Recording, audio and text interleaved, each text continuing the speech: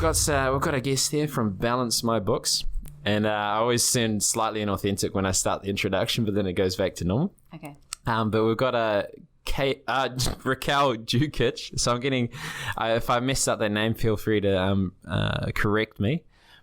Did I nail it? No, I didn't nail it. Nearly. What would you go on? Introduce Raquel Dukić. Raquel Dukić. Yes. Okay. Perfect. You guys didn't see me practicing for the last 10 minutes trying to say that, but that's all right. Well, with that. So I always find it interesting, like how people came on their journey. So obviously, you're focusing on the book work, but you've also qualified accountant. But like, did you wake up, you started playing with dolls, you're like, you know what? I'm going to be an accountant. Like, I just had this feeling immediately. No, definitely not. My friend and I wanted to be air hostesses. Oh, back in the 90s, and but we were both too short, so that wasn't going to happen. Wait, there's a height limit for? There used to be. That's fucked up. I'm pretty sure there used to be. Because you can't do the gestures like with full effect. And you can't reach the top. Oh, well, yeah, that makes sense. Okay, that makes more sense. I was starting to think of all these sexist things. I was like, This is just some bullshit. But so even a step, you could work around it.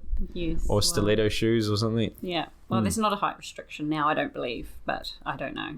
Huh. We were just told, you're too short, you can't do that. Random. Yeah. Okay, so you're told you're too short, you have a cry for a few years. What happens after that? I guess my family wasn't that big on education. So it was more about go out and get a job and earn money as soon as possible. So when I was 16, I failed my school C. And Mum was like, well, you're not leaving school unless you've got a job. So I went and got a job.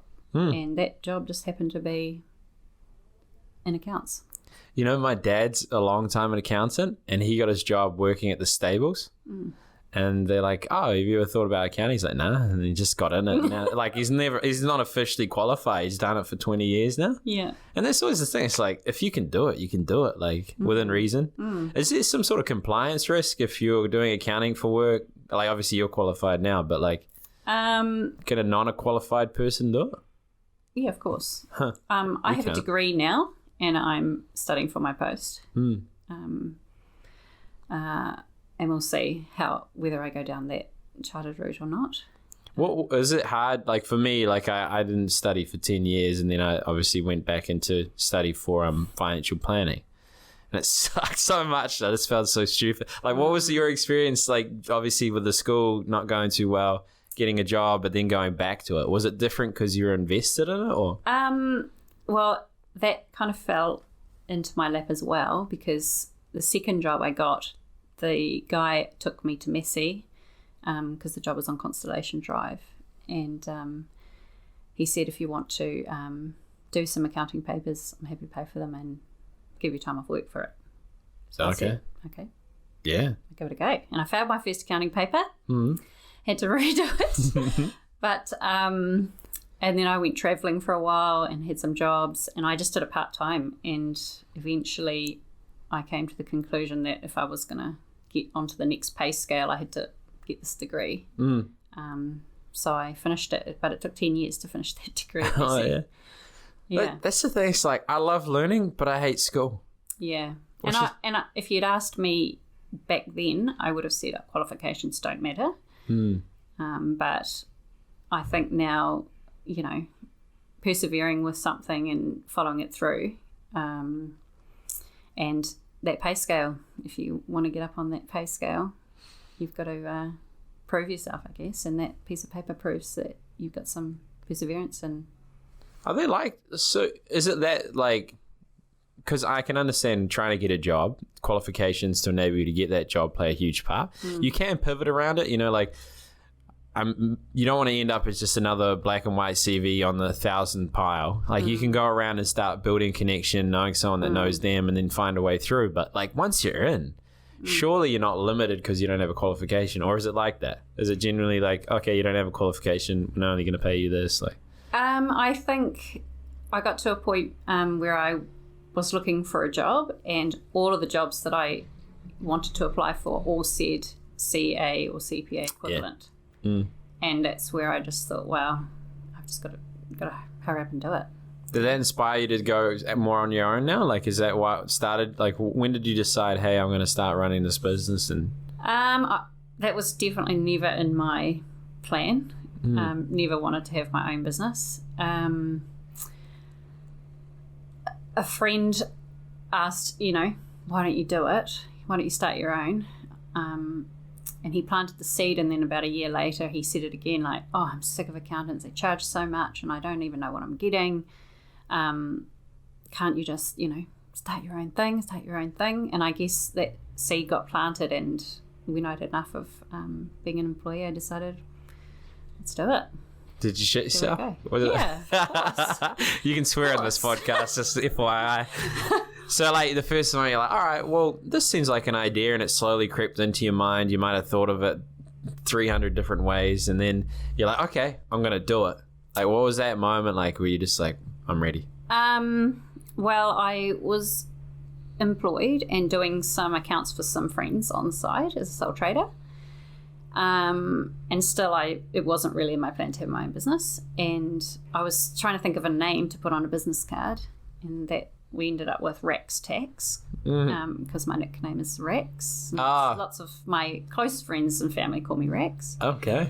And so, but it never really resonated as a business name. And one day I was just driving in the car, and I just came up with the name Balance My Books. And it was just that. It was like, and then got home, checked if it was available on the company's register. Yes, it was. Checked if it was available as a URL. And that was it. Then that's when I was motivated to have my own business. Wow. So, okay, now you're set it up. You got the name. You had the eureka moment in the car. What was your first step in trying to build up your books that you're going to balance? I did look at buying an existing business in the beginning. And I think it was about $80,000. How many clients? They had 100. 180 grand. They'd been going for a year. Oh, a year. Okay. That's probably why it was 80 grand. I was going to say, because it's also hard to buy a relationship. But anyway, sorry, carry on. I'm listening. So, I talked about it with my husband, said, $80,000. And he said, why don't you just invest $80,000 in yourself and put yourself out there and give that a go and see what happens? And so I did. That was it. And the first year, I was just out all the time. It was like, you've cut off your employment, you've got no money coming in, just got out there. Joined all the networking groups that I could. And to be honest, a lot of my businesses come from word of mouth, which is awesome. Lots of friends, family that run businesses, they've recommended other people, and yeah, it's been amazing. It's been awesome. Has it predominantly come from like your family, friends, and inner circle clients? Or did you find networking events, certain types, worked quite well or didn't work? Like, what's your lessons from the going out there and hustling? I find they're somewhat leechy. I find people always want something from me when I go to a business networking event. Yeah. I was involved in a networking group for about a year. I can't say I got one client out of it. But I met lots of amazing people. And when you're working, at that time I was working at home. It was good to get out of the house, and it was good to see and listen to what other people were doing in their businesses. What worked, what didn't work. I enjoyed that part of it. So regardless of that I might not have got clients out of it, I still enjoyed meeting people and hearing what they were doing, what was working in their business and what wasn't. In the first year, you're really eager to find out, what works and what doesn't work for a business. Well, it's good. I mean, most business owners I see fail either have too much of an ego or spend money they don't have. So if you are coming from that student mentality, like, that's why like, I got a bit of shit about starting this accounting podcast. They're like, well, why would people listen to account? And like, are you going to be able to listen to 150 episodes? I'm like, no, I genuinely enjoy it. Like, there's subtle intricacies of way people approach problems or just their life story that's so unique that, like, I don't care even if it's like, sorry to make a comparison between accountants and homeless people, but I would even learn from a homeless person because there's some aspects of what they're going through that is a teachable moment. Yeah. So what would be sort of the lessons you've learned over that time as you've been growing that business?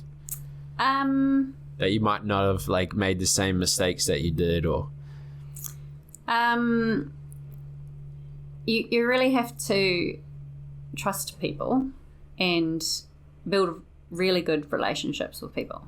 Okay. And it's all about relationship. If you meet someone and you're not going to get on, they're not going to be a good client. And you're not going to be a good match with them.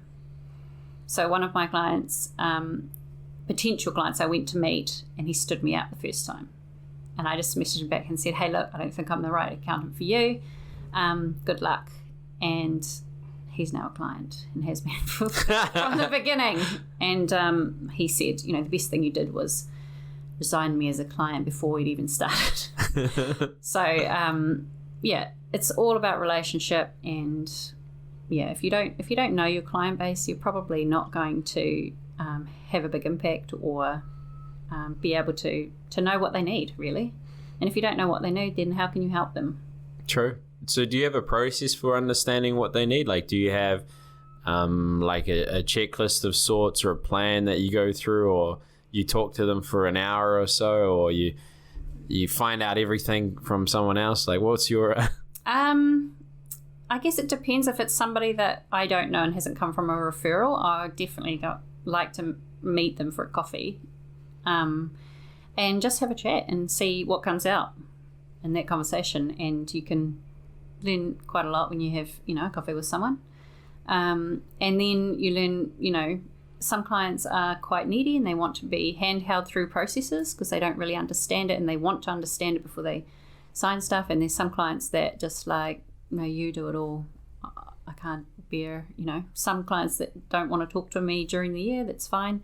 And some clients ring me all the time and have a chat. Oh, I'm doing this. What can I do here? And so if it's always tricky, like with a business, you try and look at your point of difference and what your unique offering is. And sometimes we lie to ourselves on what our unique difference is because it's, a dime a dozen. But what would you think would be things or way you approach things that they appreciate? Or do they tell you why they like the service that you provide or something about it? Or I think my difference is that I've never worked in an accounting practice.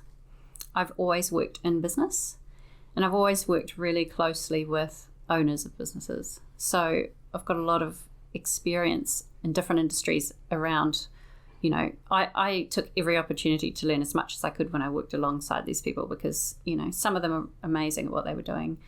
And even, the bad decisions are good to know. And so I think my point of difference is that, I've had the relationship with somebody like them from a different level and understanding that, they are running a business and what's the best way that they can go about it. It's not just about,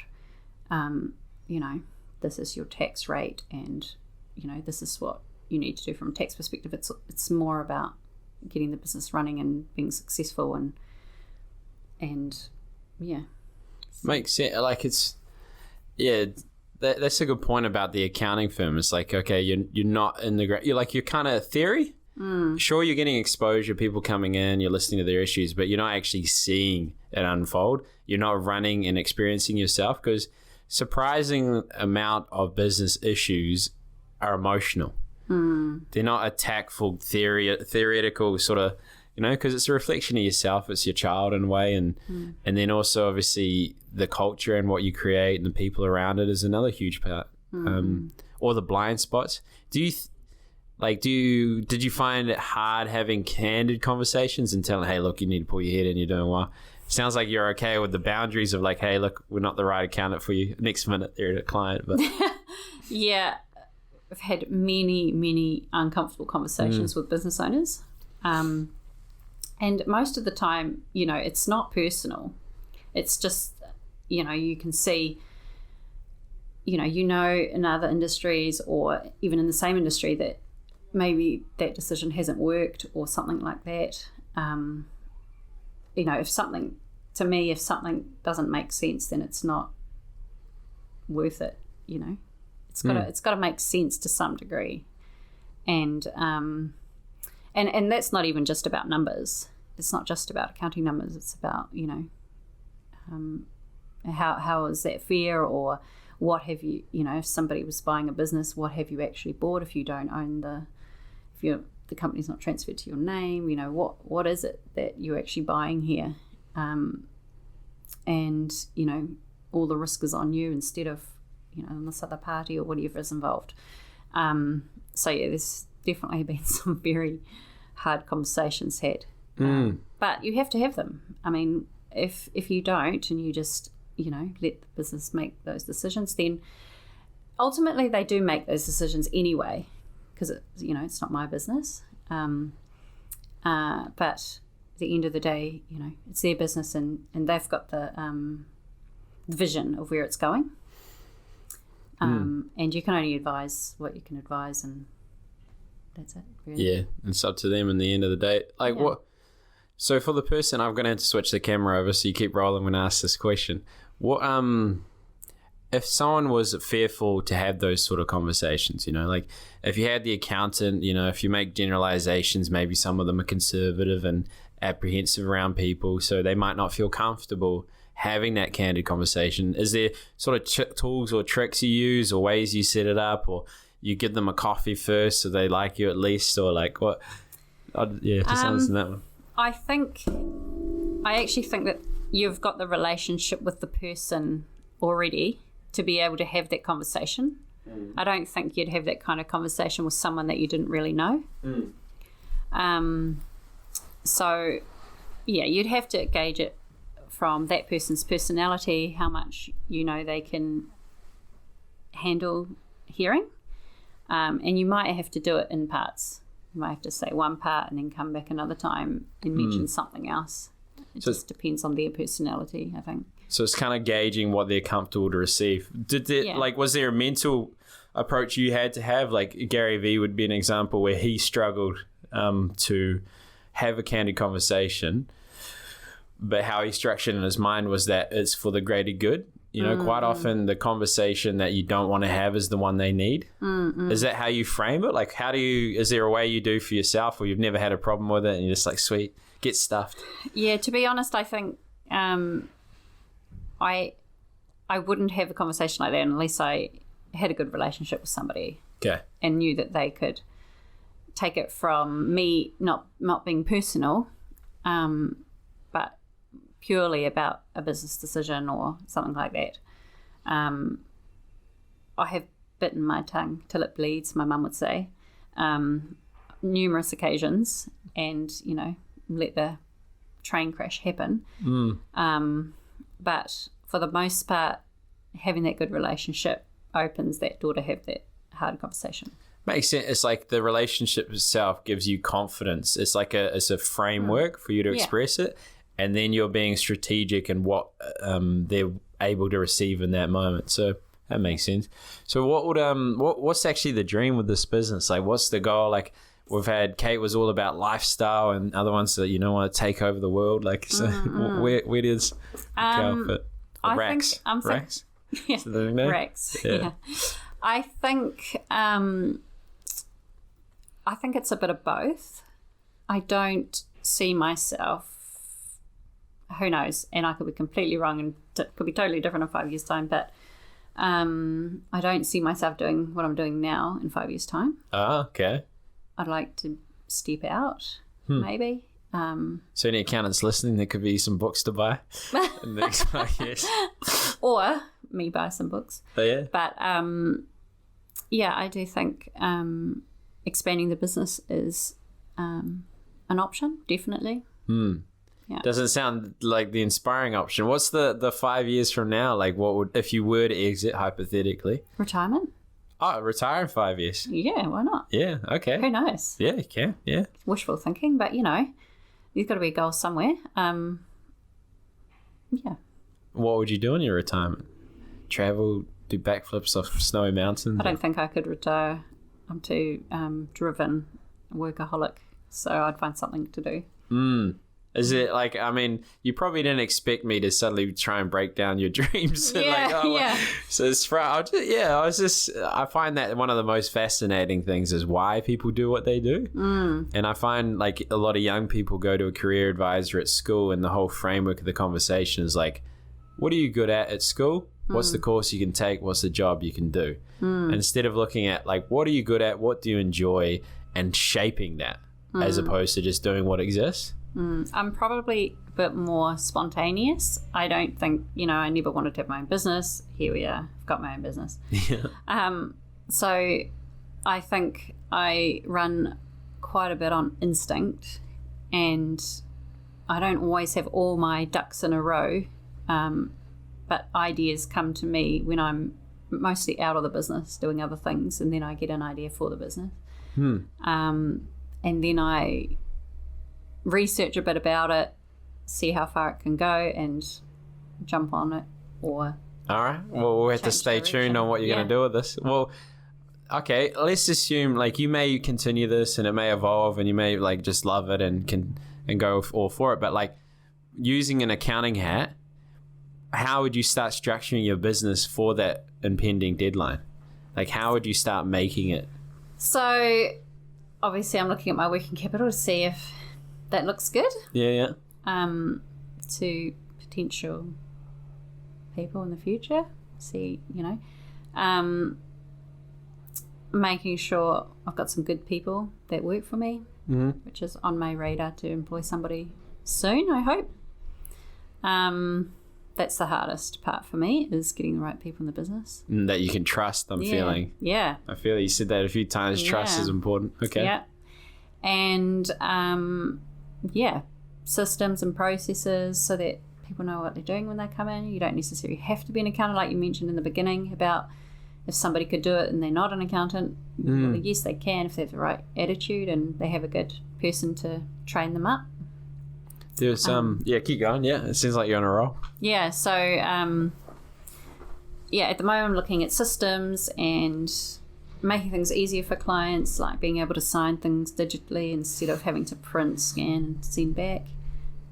What software do you sort of use? Is it all Xero, like everyone I keep talking to? Yeah, I am using Xero, and I just haven't had anybody come to me that's on a different system. Yeah, I feel like I'm going to need to start affiliate marketing with Xero. Like every episode, they're just saying Xero, and then some other thing, that module that integrates with Xero, or just another feature that they add in. And why are people choosing Xero over other softwares? I think it's because they are innovative in what they do. Okay. They do know what they're doing, and they have a really good system. And Xero was created for non-accountants. It wasn't made for me.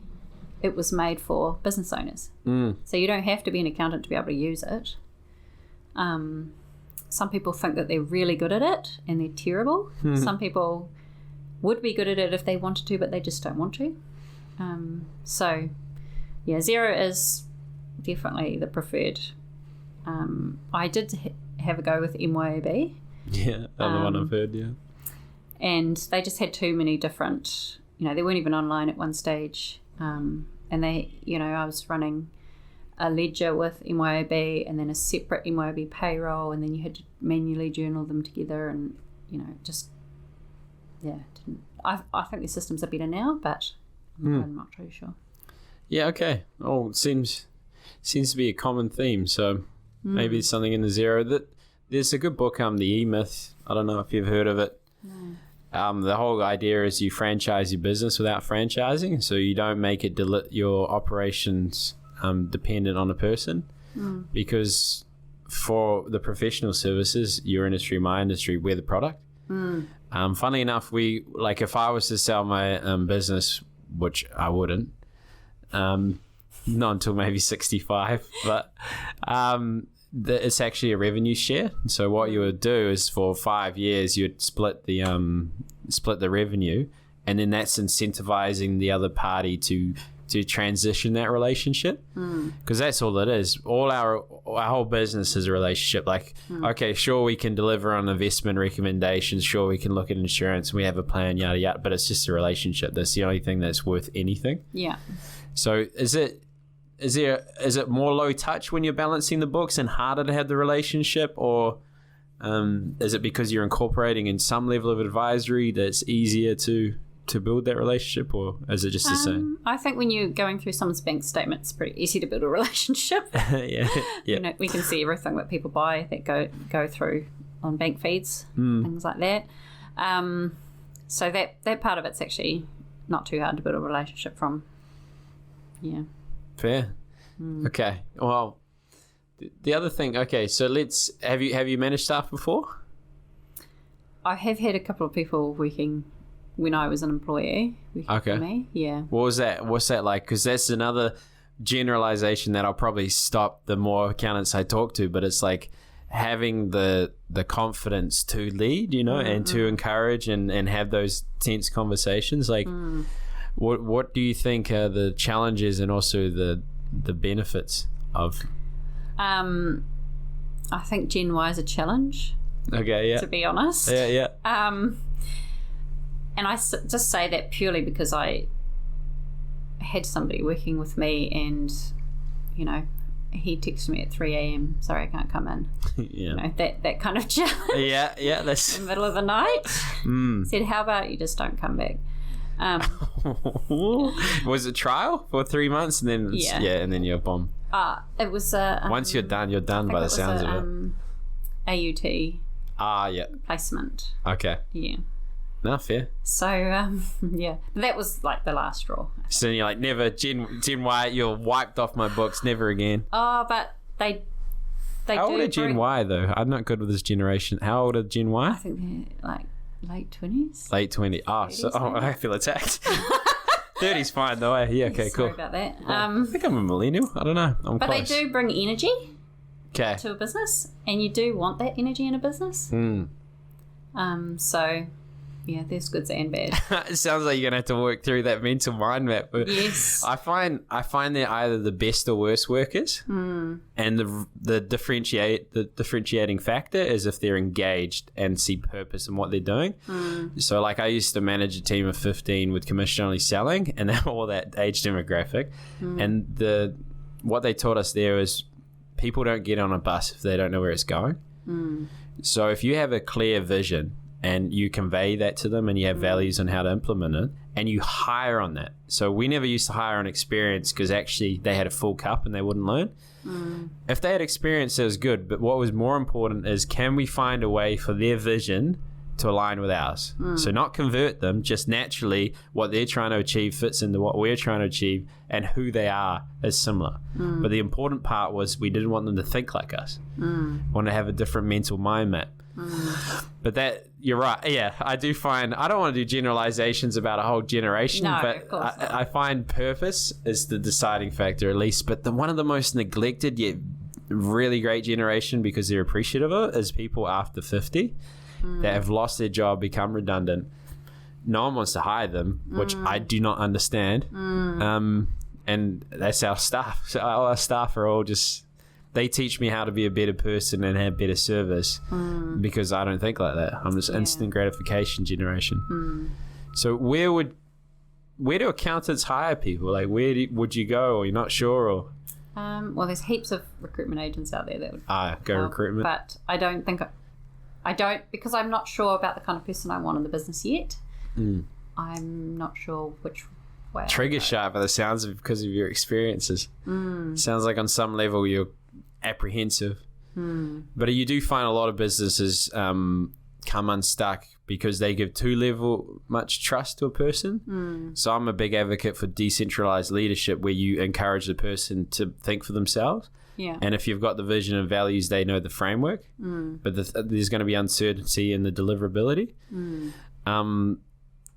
But yeah, you don't want to trust. It's like trust everyone but cut the cards.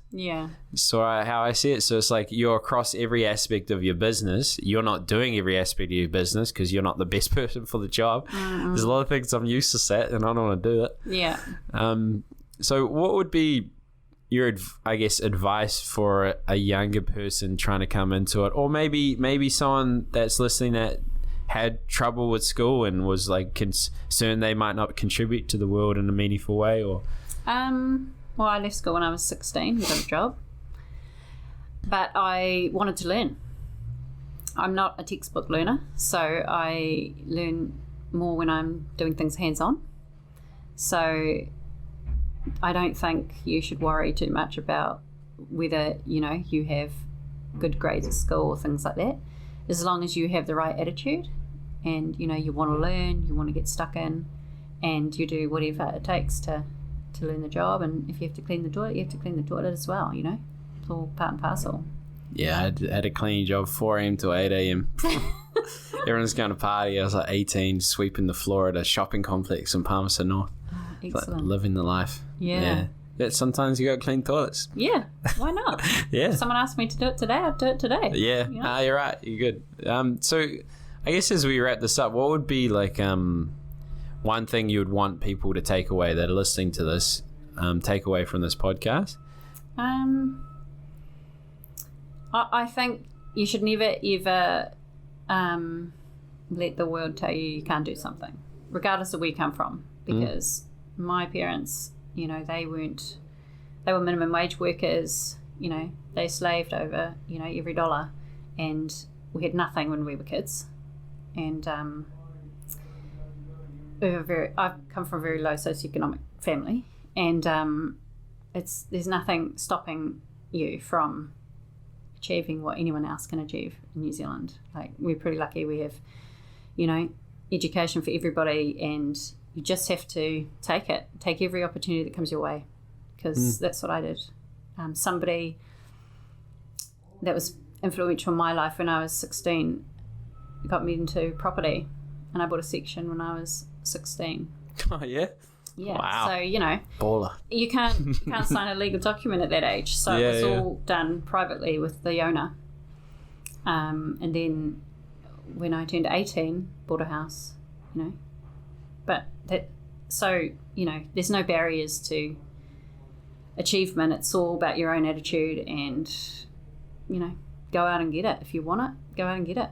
Well, turn into an inspirational Don't wait for speech. someone to knock on your door and give you, you know, give anything to you. Just take every opportunity. Like, someone came to me when I was 16, said, "Do you want to buy a section?" I'm like, okay.